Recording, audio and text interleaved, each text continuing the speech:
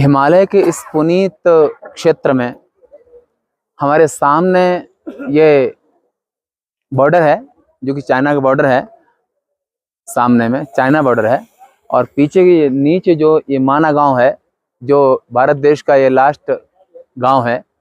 और सामने जो है, हमारे सामने ये ब्यास गुफा है, जो कि सरस्वती के पश्चिम तट पर है। और बाईं तरफ में ये सरस्वती नदी का उद्गम है।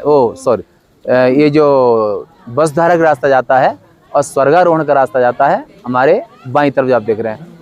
और पीछे में आप देख रहे हैं ये नीलकंठ पहाड़ है, नीलकंठ पर्वत है, जो कैलाश का ही क्षेत्र है। कैलाश पर्वत ही है जो महादेव का समाधि स्थल है और महादेव का नित्य समाधि स्थल है।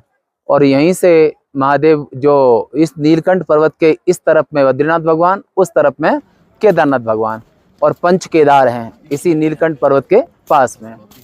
और यही क्षेत्र कैलाश मानसरोवर के का अभिन्न है। ये क्षेत्र पूरे ऊपर का जो बेल्ट है, ये जो केदारनाथ, बद्रीनाथ, गंगोत्री, यमुनोत्री और अमरनाथ और वहाँ तक जो क्षेत्र जाता है पूरा ऊपरी, ये सिद्धों का नित्य क्षेत्र है, जो मूलाधार चक्र और स्वाधिष्ठान चक्र से ऊपर उठ चुके हैं, जिनकी साधना उन लोगों के ऊपर में नित्य सिद्धों का क्षेत्र है।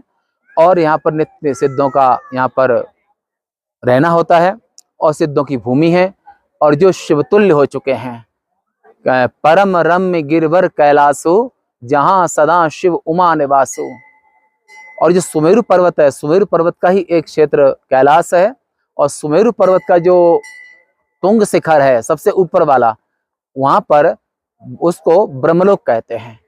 और क्रमशः नीचे के शिखर जो है, नीचे के क्षेत्र हैं, वो स्वर्गाधिक लोक कहे जाते हैं।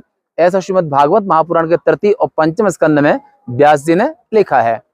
और अन्य जगह पर भी आता है, तो यहाँ पर पूरी पृथ्वी के विषय में लिखा हुआ है। और निश्चित ही व्यासस्तु भगवान स्वयं, ये भगवान वेद व्यास जी की यहाँ पर तपस्थली है, साधना स्थली है। और उनका आश्रम है, उनके पिता का भी आश्रम है। और नर नारायण ऋषि की ये तपस्थली है। हमारे पिछले भाग में अलकनंदा जी बह रही हैं, जो कि अलकनंदा के ऊपरी भाग में जो यह है वो कुबेर का वास है, कुबेर नगरी।